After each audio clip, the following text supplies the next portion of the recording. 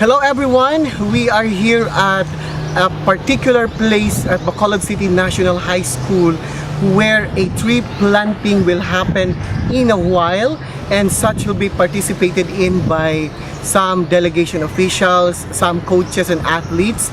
As you could see, the place is have been prepared for that environmental advocacy.